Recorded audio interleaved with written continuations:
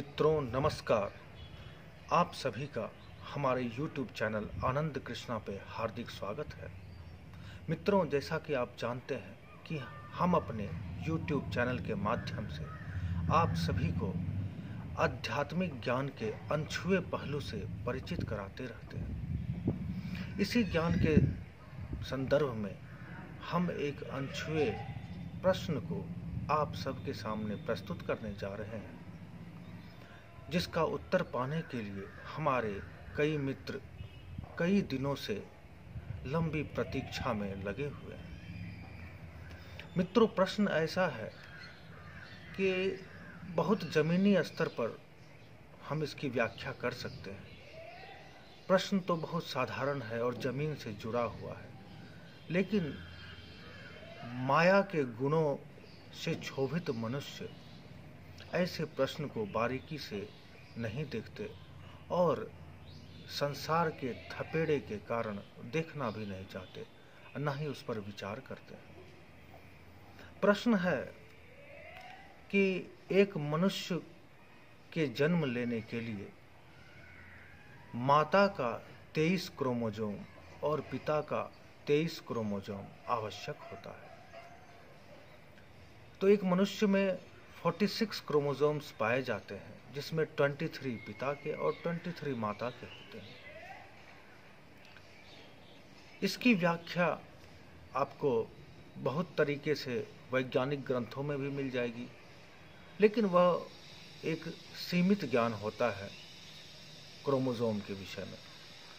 हम विस्तार से इस क्रोमोसोम को नहीं जानते। क्रोमोसोम को हिंदी में गुणसूत्र कहा जाता है, और गुणसूत्र का मतलब है द फॉर्मूलाज ऑफ प्रॉपर्टी, मतलब हमारे अंदर जो गुण हैं उनका फॉर्मूला, और उसी फॉर्मूले से तो ये शरीर बनेगा। तो हमारा इसमें यही कहना था कि इस 23 क्रोमोसोम यानी 23 गुणसूत्र को एक एक करके अलग अलग क्या हम व्याख्या कर सकते हैं? बिल्कुल कर सकते हैं। और भगवत गीता में भगवान श्री कृष्ण ने संकेत भी दे दिया है। तो आइए हम इस प्रश्न पर विचार करें कि 23 क्रोमोसोम यानी 23 गुणसूत्रों से हमारा शरीर कैसे बना हुआ है, और फिर 24वां क्या है, इस पर भी विचार करेंगे। मित्रों, हमारा शरीर पंच तत्व से बना है, यह तो हम सभी जानते हैं, क्योंकि पंच तत्व तो आपको दिखाई देता है संसार में। और जो सॉफ्टवेयर है, जिस सॉफ्टवेयर से शरीर बना है, वो दिखाई नहीं देता, जैसे मन बुद्धि इंद्रियां। तो आज हम दिखाई देने वाले और अनुभव में आने वाले, क्योंकि जो दिखाई नहीं देता है वो अनुभव में आता है, दोनों की व्याख्या करेंगे। 23 क्रोमोसोम यानी कि 23 गुणों का पैकेट, जिसमें 5 हैं पंच तत्व: आग, पानी, हवा, पृथ्वी और आकाश। रामायण में कहा गया है ना, क्षितिजल पावक गगन समीरा, पंच रचित अति अधम शरीरा। इस पंच तत्व से हमारा जो यह फॉर्मुलेशन है, यह शरीर बना हुआ है। आप कहेंगे कि ये कहाँ दिखाई देता है, तो इसकी व्याख्या हम आगे करेंगे। पहले आपको परिचय देते हैं। पृथ्वी, अग्नि, वायु, आकाश और जल, इससे हमारा शरीर बना है। 5 यह तत्व है। इसी 23 क्रोमोसोम में ये भी है। 10 हमारी इंद्रियां हैं, 5 ज्ञानेंद्रियां और 5 कर्मेंद्रियां। ज्ञानेंद्रियों में आप देखिए, हमारा आँख, कान, नाक, जिह्वा और ये चर्म यानी त्वचा, चमड़ा, 5 ये हो गया। और 5 कर्मेंद्रियां, हाथ, पैर, फिर हमारे गुप्त अंग, सब मिलकर के 5, और मुख, ये 5 कर्मेंद्रियां हैं जो कर्म करती है, जिससे हम कर्म करते हैं। यह इंद्रियों के विषय में आपको पुस्तकों में भी मिल जाएगा और गूगल पर भी मिल जाएगा। 10 इंद्रियां और 5 इंद्रियों के विषय हैं रूप, रस, शब्द, स्पर्श और गंध। ये इंद्रियों के विषय हैं, ये अलग तत्व हैं। कितने हो गए? 5 तत्व, क्षितिजल पावक गगन समीरा। 10 इंद्रियां यानी 5 ज्ञानेंद्रियां और 5 कर्मेंद्रियां, मतलब 5 ज्ञान लेने वाली इंद्रियां और 5 कर्म करने वाली इंद्रियां। इसकी व्याख्या हम आगे करेंगे। तो 10 और 5 तत्व 15 हो गए और 5 इंद्रियों के विषय अभी बताया रूप, रस, गंध, स्पर्श। तो यह मिलकर 20 हो जाते हैं और मुख्य 3 जो बचे वही 3 इस जगत में आपको बांधने का आधार होता है। पहला मन, दूसरी बुद्धि और तीसरा अहंकार, जो कि आपके जन्म का सबसे बड़ा कारण है, आपके सुख दुख भोगने का और आपके जितने भी भोग कर्म हैं सब का कारण अहंकार है। तो 23 तत्व हो गए। 24वां आप देख लीजिए, कुछ नहीं मिलेगा। और 24वां जो है आपको मिलेगा नहीं, लेकिन वही शाश्वत तत्व है जिसको आप परमात्मा, आत्मा या भगवान कहते हैं। तो आइए देखते हैं सभी तत्वों की अलग अलग व्याख्या कर लें संक्षेप में। हम अग्नि, वायु, जल, आकाश और पृथ्वी से बने हैं। पृथ्वी तत्व हमारे चर्म में दृष्टिगोचर होता है। ये आप देख रहे हैं, ये पृथ्वी तत्व है। जब ऐसे आप खरोचेंगे तो इसमें से मिट्टी निकलेगा। अग्नि तत्व हमारा रूप है। किसी का रूप सुंदर होता है, किसी का रूप कुरूप होता है, किसी का रूप मध्यम होता है। ये उसमें अग्नि तत्व की प्रधानता है। जब हमें भूख लगती है तो पेट में आग लगती है, यानी यह अग्नि तत्व की प्रधानता है। और बहुत कुछ है, आप सामान्य रूप से इतना ही जानें। अग्नि तत्व, पृथ्वी तत्व, अग्नि तत्व देखा। और जल तत्व, जल तो हमारे अंदर है ही, पानी भी है, खून जो है वो भी जल तत्व है। आप देख ही रहे हैं, जल भी हमारे शरीर में है। वायु, वायु भी है, हम सांस लेते हैं। प्राण, हमारा प्राण वायु है, तो वायु शरीर में है। और आकाश, आकाश तो कण कण में व्याप्त है। मुंह खोलेंगे आकाश है, पेट के अंदर आकाश है, ब्रेन के अंदर छोटा छोटा आकाश है। तो इस तरह हम पंच तत्व से बने हुए हैं, आप जान गए। अब 5 ज्ञानेंद्रियां,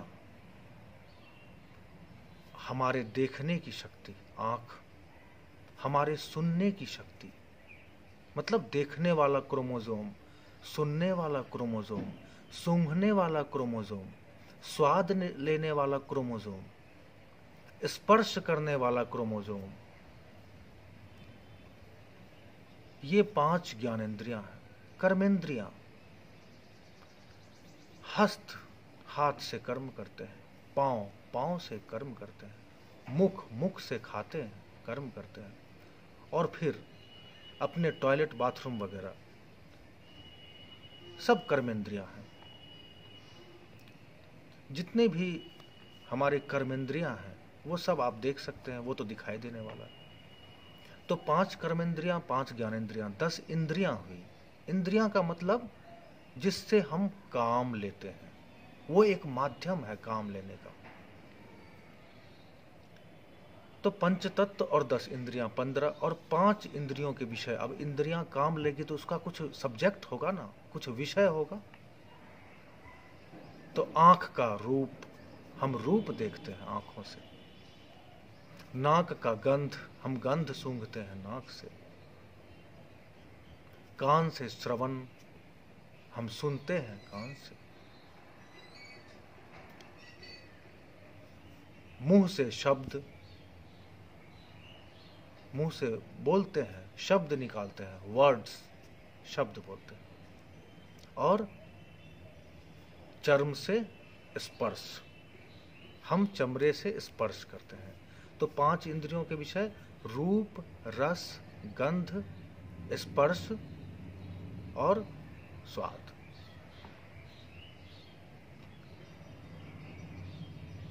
तो 20 तत्व ऐसे हो गए।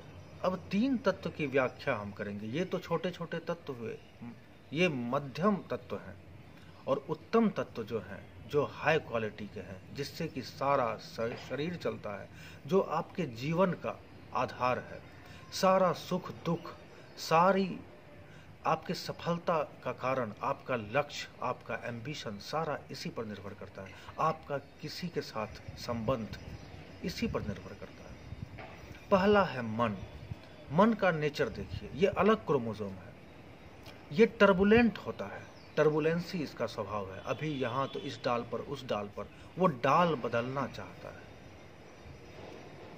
वो चंचल होता है, एक जगह स्थिर नहीं रह सकता, कभी भी नहीं। मन का स्वभाव चंचल है, हवा से भी तेज उसकी गति है, आप जानते ही हैं। इसीलिए मन को शांत करने की बात कही जाती है। दूसरा तत्व है बुद्धि, यानी हमारा विवेक, विजडम। ये एक क्रोमोसोम है। बुद्धि घोड़े की लगाम की तरह है। मन मान लो घोड़ा है, घोड़ा इधर उधर भटकता है, और बुद्धि उसका लगाम है। उस लगाम से हम घोड़े को कंट्रोल करते हैं, बुद्धि से मन को कंट्रोल करते हैं, मतलब बुद्धि कंट्रोलर है। और तीसरा है अहंकार। अहंकार को बुरा नहीं कहना है।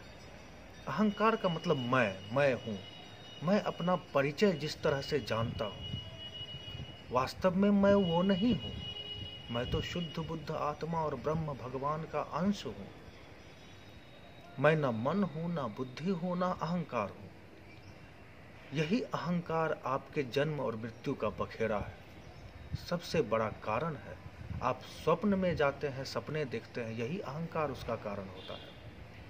यही अहंकार आपको नीचे डुबा देता है, और यही अहंकार आपको बुद्ध, महावीर, कृष्ण, राम, विवेकानंद, रामकृष्ण परमहंस, कबीर, नानक बना देता है। यही आपको क्रिमिनल भी बना देता है, यही आपको प्रेमी भी बनाता है, और यही अहंकार आपको सफल भी बनाता है। तो आपने देखा कि हमने 23 तत्व की व्याख्या की। कितना सरल है ये।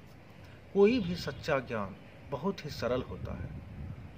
चूंकि मनुष्य माया से ग्रसित होते हैं, इसलिए छोटे छोटे ज्ञान पर ध्यान नहीं देते। अपने इसी अहंकार तत्व के कारण वो सभी ज्ञान को रस्सी की गांठ बांध देते हैं, ताकि उस गांठ को आप खोल ना सके और उसको काटना पड़े।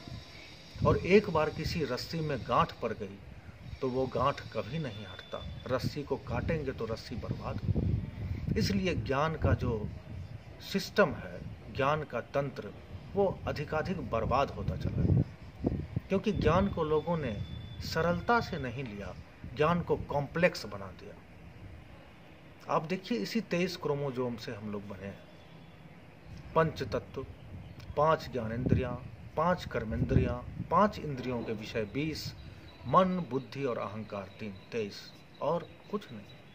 लेकिन इसके अंदर में एक तत्व ऐसा है, आप समझ जाए, जिसके नहीं रहने पर यह सारा जीरो हो जाता है, किसी काम का नहीं, और उसको तुरीय तत्व कहते हैं। मतलब वो भगवान जो सर्वव्यापक है, उसी का वह अंश है। वह भी सर्वव्यापक है, लेकिन वह अपने आप को नहीं जानता। वह अपने झूठे मैं के साथ जीवन व्यतीत करता रहता है, और उसका सच्चा मैं जो परमात्मा का अंश है, वो उसके भीतर ऐसे ही रह जाता है, और वो जन्म जन्मांतर 84 लाख चक्कर काटता रहता है। और जब ईश्वर की असीम कृपा उस पर होती है, तो अनंत जन्मों के अंत में उसे उसकी सच्चाई का थोड़ा थोड़ा आभास होने लगता है, तो समस्त ज्ञान उसके लिए मुट्ठी में आ जाते हैं। समस्त ज्ञान ऐसे हो जाता है, चाहे वो आध्यात्मिक ज्ञान हो या सांसारिक। जैसे एक बच्चे को आप खेलने के लिए झुनझुना दे दें, और झुनझुना हिलाए और सारा ज्ञान खुल गया। तो यही 23 क्रोमोसोम की बात थी। आप इस पर ध्यान करें। जब आप बैठें, स्थिर से बैठें, तो आप पंचतत्व पर ध्यान करें, आप 10 इंद्रियों पर ध्यान करें और देखें कि आप न इंद्रियां हैं, न शरीर है, न मन है, न बुद्धि है, न अहंकार है। जब आप इस 23 क्रोमोसोम में कुछ भी नहीं है, आप 24वां तत्व हैं, तो आप इस 23 तत्वों में घुस करके, उसमें प्रवेश करके दुखी क्यों होते रहते हैं जीवन में? क्या आप खोज नहीं सकते सत्य को? अगर सत्य तत्व को नहीं खोज सकते हैं तो ये आपका फॉल्ट है, ये हमारा फॉल्ट नहीं है। हम खोजेंगे, हम सुखी हो जाएंगे, हमारे जन्म मृत्यु सब खत्म हो जाएंगे। पर आप नहीं खोजेंगे तो आप बताइए, कौन ऐसा है जो आपको इस भवसागर से पार करा सकता है? कोई नहीं। आपको स्वयं ढूंढना होगा, आपको अपने में ढूंढना होगा। और जो तत्व प्राप्त है, जो परमात्मा अंदर में प्राप्त है, उसको प्राप्त करने की कोई आवश्यकता नहीं है। वो प्राप्त ही है। जो आपने उल्टा मान करके रखा है, जो ज्ञान के आधार को आपने जो उल्टा मान रखा है, उस पर यू टर्न ले लीजिए, बस भगवान सामने आ जाएगा। वो बिल्कुल छिपा हुआ नहीं है। कोई भी परमात्मा, कोई भी ईश्वर छिपा हुआ नहीं है, पूरा प्रकट है, उसका ज्ञान प्रकट है, कोई रहस्य नहीं है।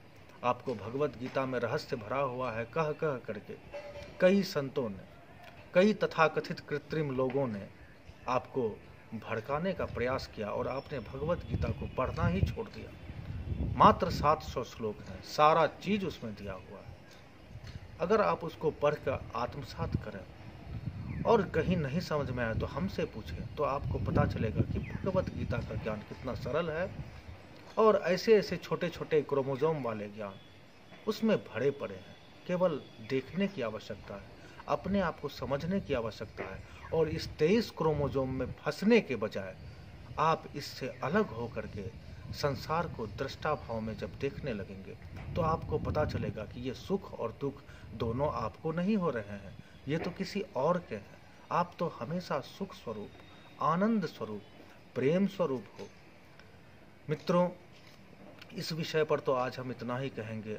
अगला वीडियो आपको हम प्रेम की प्रेरणा पर बताएंगे, क्योंकि प्रेम की अंतः प्रेरणा जो है उसको परिभाषित नहीं किया जा सकता, केवल संकेत दिया जा सकता है। और इसी संकेत के विषय में जब आप 23 क्रोमोसोम को समझ जाएंगे, तब आप 24वां तत्व अपने आप को समझ लेंगे और उसके बाद आप प्रेम को समझ पाएंगे कि प्रेम क्या है। तो मित्रों, प्रेम तत्व की कहानी मैं आपको छोटी सी कहानी के साथ शुरुआत करूंगा अगले वीडियो में। तब तक के लिए हमें आज्ञा दीजिए। नमस्कार। अगर आपने हमारे चैनल को सब्सक्राइब नहीं किया है तो सब्सक्राइब कर लें, साथ ही बेल आइकन को दबा लें, ताकि हम कोई भी वीडियो बनाएं तो सबसे पहला नोटिफिकेशन उसका आपके पास पहुंचे। जय हिंद, जय श्री कृष्ण, जय श्री कृष्ण। राधे राधे, राधे राधे।